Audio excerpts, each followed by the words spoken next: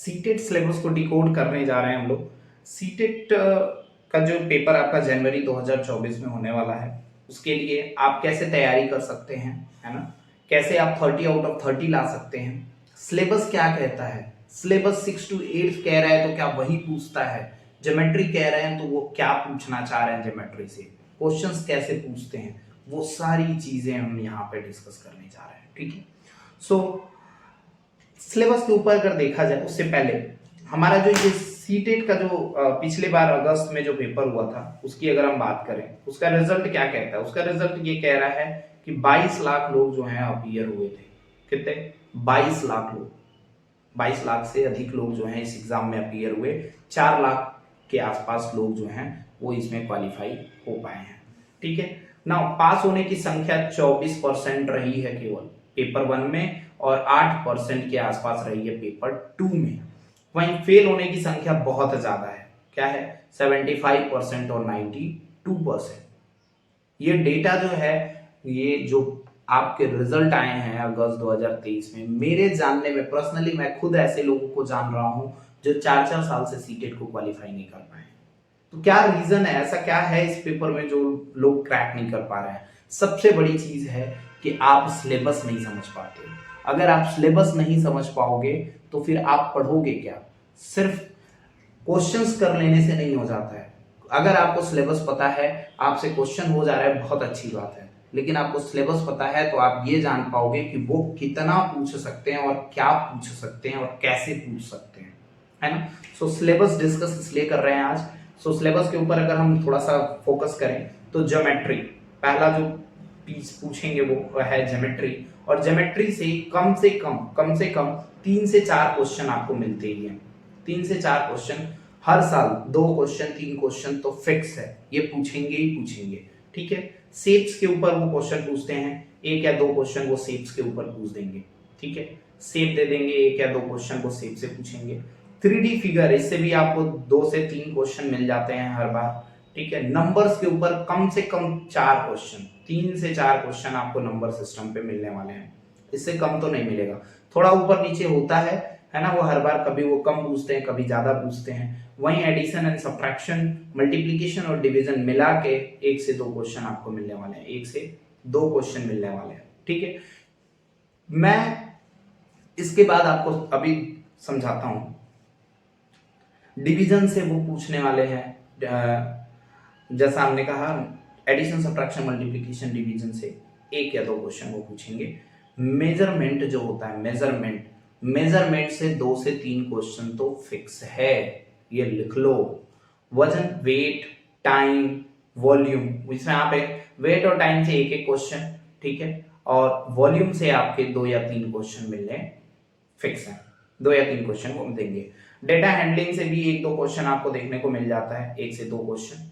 ठीक है, वहीं पैटर्न्स और मनी, ये दोनों जो है, पैटर्न और मनी के ऊपर भी आपको क्वेश्चंस मिल ही जाते हैं, 1 या 2 क्वेश्चन आपको जरूर मिल जाएगा इससे भी।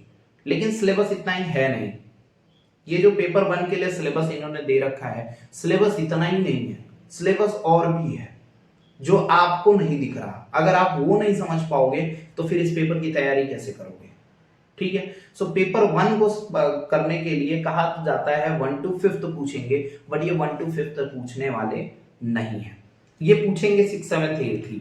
अगर आप 6, 7, 8 पेपर 2 की तैयारी कर रहे हो तो वो आपसे पूछेंगे 9, 10th का भी सिलेबस। ठीक है, बट 9, 10th में इसलिए बहुत कुछ नहीं पूछ पाते क्योंकि वहां पे थियरम्स हैं, वहां पे थोड़ा सा स्पेशलाइजेशन हो जाता है, तो थियरम और स्पेशलाइजेशन वाला पार्ट वो आपसे नहीं पूछेंगे। ठीक है, आपसे बेसिक अंडरस्टैंडिंग के ऊपर क्वेश्चन पूछते हैं कि आप चैप्टर को क्या समझ रहे हो, चैप्टर को कितना समझ रहे हो, कैसे समझ रहे हो, उसके ऊपर वो क्वेश्चन पूछते हैं।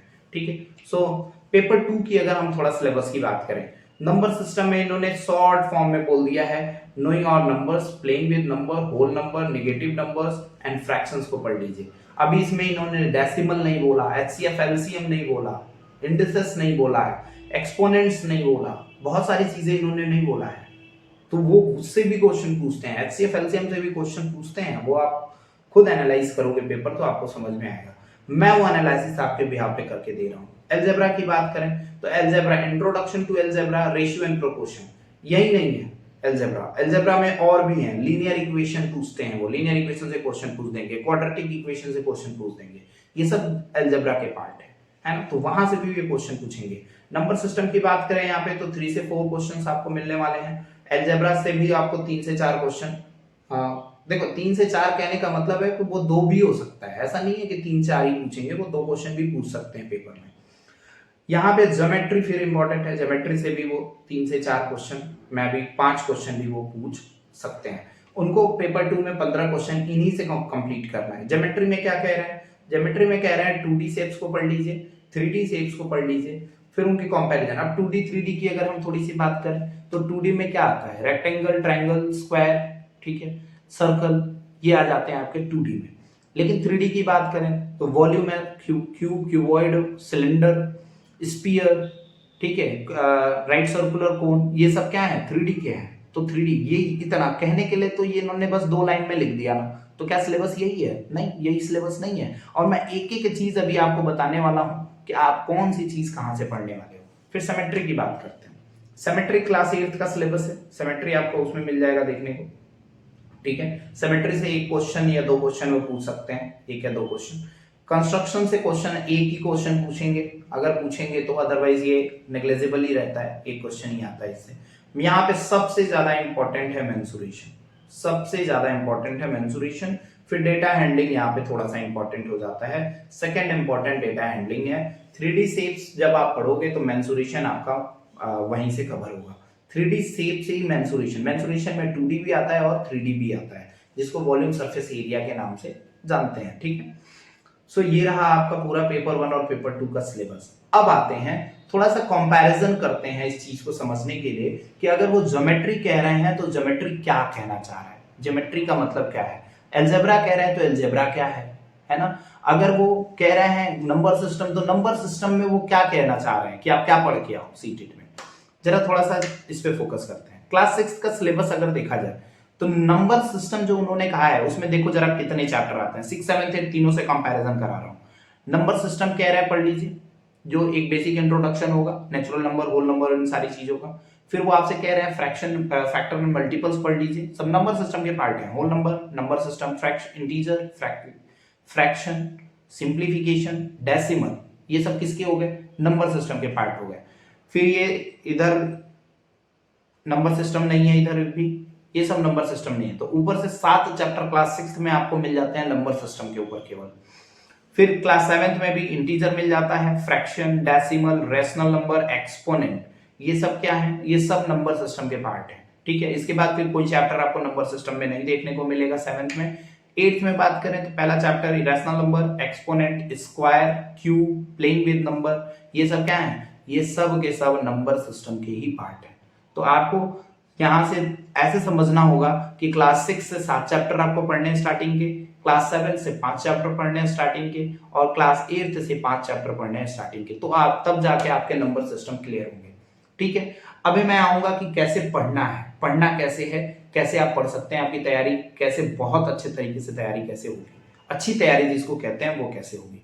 फिर आते हैं 6th के सिलेबस पे। तो अगर हम यहाँ पे देखें, थोड़ा सा मैं कलर चेंज कर रहा हूँ, algebraic number, linear equation, ratio and proportion, unitary method। अच्छा, ratio and proportion, unitary method को भी आप अलजेब्रा में भी रख सकते हो, आप इसको नंबर सिस्टम में भी रख सकते हो, ठीक है, क्योंकि इसमें दोनों टाइप के क्वेश्चन होते हैं। अभी मैं आपको समझाऊंगा कि क्या है नंबर सिस्टम, कैसे समझेंगे, अलजेब्रा वाला पार्ट क्या होता है, उसके ऊपर भी डिस्कस कर लेंगे थोड़ा सा, ठीक है। फिर आ जाता है इसमें आपके और कोई भी पार्ट जो है वो अलजेब्रा के ऊपर नहीं है। तो अलजेब्रा के ऊपर 3 चैप्टर हैं, 8, 9 एंड 10 अलजेब्रा के ऊपर हैं। फिर इसमें देखें 6, 7, 8 algebraic expansions, linear equation in one variable, ratio and proportion, unitary method, ये जो है आपके अलजेब्रा के पार्ट हो जाते हैं, ठीक है। यहाँ पे परसेंटेज जो है वो आपका नंबर सिस्टम का पार्ट है, छूट गया था, परसेंटेज पे ध्यान नहीं गया, ठीक है। सो परसेंटेज जो है वो आपका नंबर सिस्टम का पार्ट है, ठीक है। प्रॉफिट एंड लॉस भी आपका नंबर सिस्टम का ही पार्ट है, आप प्रॉफिट लॉस को नंबर सिस्टम में रख सकते हैं, ठीक है। फिर वहीं पे हम बात करें क्लास 8 में अलजेब्रा, तो क्लास 8 में अलजेब्रा जो है वो operation on algebraic expansion, factorization, linear equation, ठीक है, प्रॉफिट एंड लॉस और यहाँ पे परसेंटेज, फिर आ गया नंबर सिस्टम का पार्ट है, ये दोनों नंबर सिस्टम के पार्ट है, तो आप यहाँ से पढ़ सकते हो। ठीक है, सो ये रहा आपका कुछ कंपैरिजन कि आपसे वो कहना क्या चाह रहे हैं। अगर वहां पे आपको एल्जेब्रा दिख रहा है तो आप सिर्फ उसको एल्जेब्रा मत समझिए, आप यहां से देखिए क्लास 6 7 8 में आपसे वो क्या पढ़ाना चाह रहे हैं, है ना, तो आपको समझ में आएगा कि वो एक्चुअल वहां पे एक वर्ड में लिखी हुई चीज यहाँ पे बहुत बड़ी चीज बन जा रही है, कई सारे चैप्टर बन जा रहे हैं। ठीक है, वहीं अब हम थोड़ा सा ज्योमेट्री के ऊपर चलते हैं, ज्योमेट्री को देखते हैं। ज्योमेट्री भर भर के है आपके सिलेबस में, देखिए जरा, लाइन लाइन सेगमेंट, रे एंड लाइन का कंपैरिजन, पॉइंट, ये सारी चीजें इसमें पढ़ाई जाएंगी। पैरेलल लाइंस, फिर एंगल्स, कंस्ट्रक्शन, ये सब ज्योमेट्री के पार्ट है। पॉलीगन ज्योमेट्री है, triangle geometry, quadrilateral, circle, 3D shape, 2D symmetry, ठीक है, concept of parameter and area, ये सब ज्योमेट्री थे। ये येलो वाला जो हमने बनाया ये पूरा ज्योमेट्री है, अकेले ज्योमेट्री है। क्लास 6 में आप देख लीजिए कितने सारे चैप्टर हैं। वहीं क्लास 7 में अगर हम बात करें,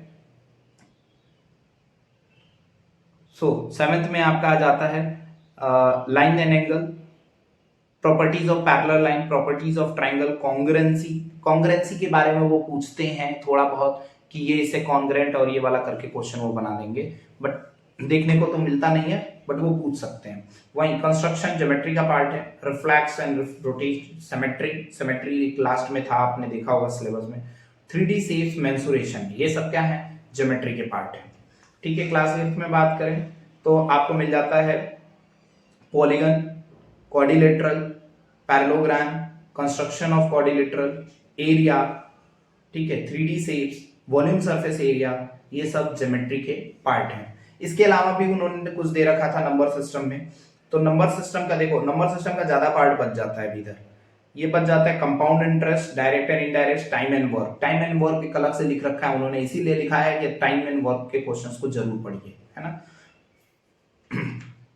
क्लास 7 में भी सिंपल इंटरेस्ट आपका बच गया था, सिंपल इंटरेस्ट को अभी आप नंबर सिस्टम के साथ ही ऐड ऑन करके पढ़ लेंगे। ठीक है, फिर हम बात करते हैं डेटा हैंडलिंग की। डेटा हैंडलिंग वाला बच गया था पोर्शन, तो यहाँ पे ये 3 चैप्टर आपको मिल जाते हैं डेटा हैंडलिंग के क्लास 6 में। क्लास 7 में आपको मिल जाते हैं 3 चैप्टर लास्ट के, ये भी डेटा हैंडलिंग में ही चला जाएगा। और आप क्लास 7 में आपको मिल जाते हैं लास्ट के 5 चैप्टर, जो कि 4 चैप्टर या 5 चैप्टर भी कह लीजिए, डेटा हैंडलिंग, प्रोबेबिलिटी को उसी में रख के देखा जाता है। ठीक है, स्टैटिस्टिक्स एंड प्रोबेबिलिटी करके बोलते हैं। सो ये भी आपका डेटा हैंडलिंग का ही पार्ट है। तो ओवरऑल अगर देखा जाए तो ये सारे क्लास 6 7 8 अगर आप पढ़ के जाते हो तो आपका पेपर 1 और पेपर 2 दोनों की तैयारी हो जाएगी। बट एक डिफरेंस है, डिफरेंस क्या है, जरा उस चीज को समझेंगे। तो डिफरेंस ये है कि पेपर 1 और पेपर 2 में डिफरेंस सिंपल सा ये है कि पेपर 1 में वो आपसे कहते हैं कि आप अंडरस्टैंडिंग बस लेके आओ, आपको चीजें पता होनी चाहिए। ठीक है, बट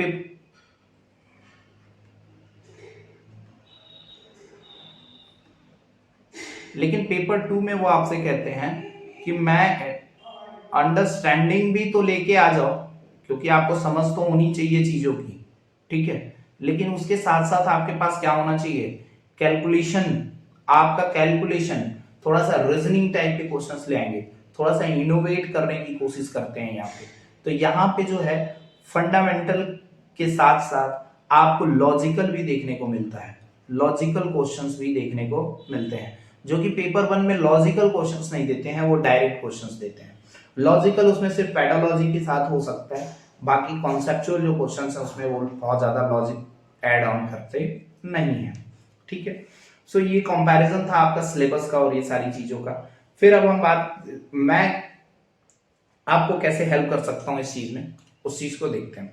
सो मैं आपको हेल्प कर सकता हूं, मैं सीरीज लेके आता हूं नंबर सिस्टम का, ठीक है, ज्योमेट्री का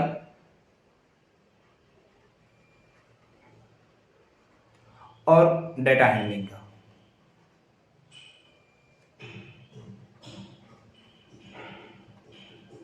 ठीक है, सो ये जो तीनों का सीरीज है, क्योंकि ओवरऑल देखा जाए तो यही तीन चीजें आपके सिलेबस में हैं। अगर मैं इन तीनों की बात करूं तो मैं क्या करने वाला हूं आपको, मैं वीडियोस लेके आऊंगा, मैं वीडियोस लेके आ रहा हूं तीनों पे, number system, geometry and data handling पे भी। मैं 6 7 8 का कंबाइंड फॉर्म में पढ़ाऊंगा, जो सिलेबस कॉमन है, जैसे नंबर सिस्टम के बहुत बेसिक से एडवांस तक लेके जाऊंगा। बेसिक से एडवांस का मतलब क्या है कि एक चीज जैसे अगर ज्योमेट्री की अगर हम बात करें तो हम एक पॉइंट से पढ़ने वाले हैं। एक पॉइंट जो है वहां से ज्योमेट्री की शुरुआत होती है और ये एक 3D फिगर तक जाएगा, पूरा 3D फिगर तक जाएगा। 3D फिगर में भी उसके volume, surface area, curve surface area जिसको लेटरल सरफेस एरिया कहते हैं, ठीक है, सारी चीजें एक्स वाई जेड पूरा मैं डिटेल में कवर करूंगा with PYQ, with basic questions आपको मैं प्रोवाइड कर रहा हूं, ठीक है। सो आई होप ये चीजें आप लोग को समझ में आई होंगी। मैं जो पेड कोर्स का जो कंटेंट होता है वो मैं आपको फ्री में देने जा रहा हूं, ठीक है। सो नेक्स्ट वीडियो से हम लोग एक एक करके पूरा कवर करने वाले हैं।